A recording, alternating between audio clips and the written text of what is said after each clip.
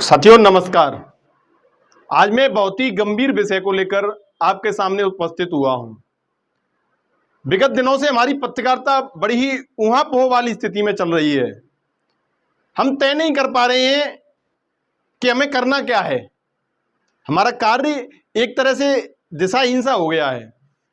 दरअसल हुआ कुछ यूं कि चुनाव के समय में मैंने खूब खबरें लिखी, अपनी खबरों में जनता की भावना और वास्तविकता को ही तरजीह दी, लेकिन मौका ये दस्तूर कह लें या कुछ और, जो खबरें मैंने लिखी वो हमारी फतेहपुर सीकरी लोकसभा क्षेत्र की भोली भाली और मासूम जनता की चाहत पर एकदम फिट बैठी है। अब मैं तो बस सच्चाई लिखते जा रहा था। थोड़ा बहुत मिर्च मसाला मुझे जहां से भी प्राप्त हो जाता था मैं ले लेता था। हालांकि आगे के वीडियो में मैं इस मिर्च मसाले के बारे में भी खुलासा करूंगा, लेकिन हमें नहीं पता था कि जिन नेताजी ने हमसे डंके की चोट पर ऐलान के साथ कहा था कि तुझे जो उखाड़ना है उखाड़ ले, तुझ जैसे फर्जी पत्रकार तमाम घूम रहे हैं, वही नेताजी हमसे दबे पांव इतनी खुन्नस खा बैठेंगे कि अपनी गरिमा को भी दांव पर लगा देंगे। ये तो हमने सोचा ही नहीं था। अब जिस पत्रकार को, जिस पेपर व चैनल को नेताजी ऐरा गहरा व तुच्छ कह रहे थे, हमें पता ही नहीं चला कि कब वो पत्रकार और अखबार और उसकी खबरें नेताजी का चुनाव बिगाड़ने लग गई।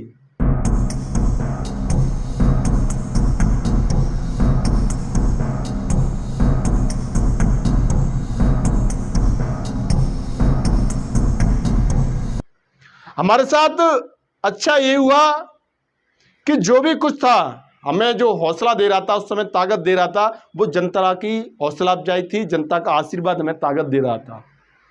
अब तो बस नेताजी के कुछ चमचे और हमें खामखा अपना दुश्मन मान बैठने वाले लोग हमारी लंका लगाने में जुट गए था।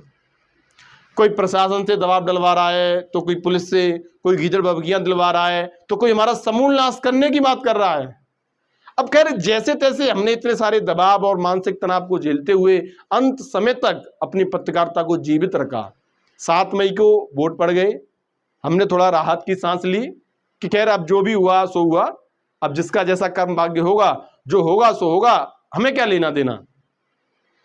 वो रामायण में एक चौपाई है ना कि कौन नृप होए हमें कहानी, चेर छाड़े अब होव के रानी। कुछ ऐसा ही सोचकर हम भी निश्चिंत बैठ गए। लेकिन नेताजी के गुर्गे हमें चैन से कहां बैठने देने वाले थे। अब तो बस एक और नई बहस शुरू हो गई कि नेताजी अगर चुनाव जीत गए तो धीरज की लंका लगना तय। कुछ हमारे मित्र और शुभचिंतक भी इस बात को हमसे कहने लग गए कि धीरज बेटा तेरी अब खैर नहीं है। अब थोड़ा डर तो हमें भी लगने लगा था। सोचा अब क्या करें, कौन हमें बचा सकता है। बहुत दूर तक निगाह दौड़ाई, लेकिन कोई हमें नजर नहीं आया, क्योंकि किसी को क्या पड़ी हमसे, हर किसी को बस अपना उल्लू सीधा हो जाए। खैर हमने जैसे तैसे जतन करके कुछ अलग करने का प्रयास किया, लेकिन हर बार हर जगह बस वही चुनावी मुद्दा दस्तक दे जाता था। जाएं भी तो अब जाएं कहां। अब नेताजी क्या करेंगे क्या नहीं करेंगे वो उनका स्वयं का विवेक है।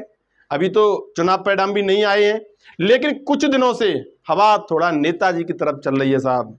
तो उनका भी जो इस समय सैर सपाटा चल रहा है तो वो भी थोड़ा आनंद मंगलमय हो गया है। अब देखो इस चुनाव में हुआ क्या कि नेताजी ने अपनी एक गलती पर पर्दा डालने के लिए 1000 झूठ बोले, लेकिन काम एक भी ना आ सका। हालांकि नेताजी शुरुआत से इतने तो अड़ियल नहीं थे, लेकिन कुर्सी पर बैठते ही उन्हें मद आ गया। वो तुलसीदास जी ने भी लिखा है कि नहीं को अस जन्मा जगमाई प्रभुता पाए जाय मद नाही। तो नेताजी का मदवस्त होना भी स्वाभाविक था। उन्होंने खुद को सर्वशक्तिमान मानते हुए जनता के मत को बलपूर्वक हासिल करने का प्रयास किया। बस यही बात जनता को खटक गई और उन्होंने नेताजी की खाट खड़ी कर दी था।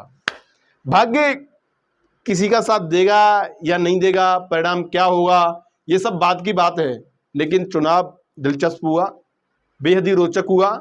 जनता को भी खूब मजा आया, क्योंकि जनता ने नेताजी को जमकर मजा चखाया। अब साहब आप हमें हमारी गलती बता दो। एक पत्रकार होने के नाते हम सिर्फ उस सच को लिख रहे हैं जो वास्तविकता में है, तो इसमें हमने कौन सा गुनाह कर दिया जो नेताजी की तरफ से हमारे लिए ये बातें आ रही हैं कि देख लेंगे।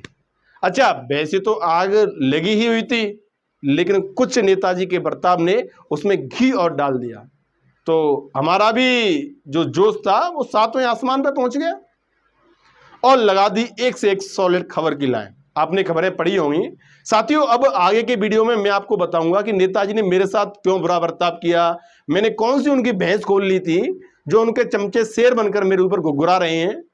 अगले मिलन में इन सब बातों पर भी करेंगे हम आपसे चर्चा। तब तक के लिए राम राम। और हाँ, अगर आप चाहते हैं कि हम थोड़ी ठीक ठाक पत्रकारिता करते रहें और 4 पैसे की हमारी आमदनी होती रहे, तो भैया थोड़ा नेक हमारे इस वीडियो पर अपने लाइक, कमेंट और शेयर जरूर कर दो। बहुत बहुत धन्यवाद।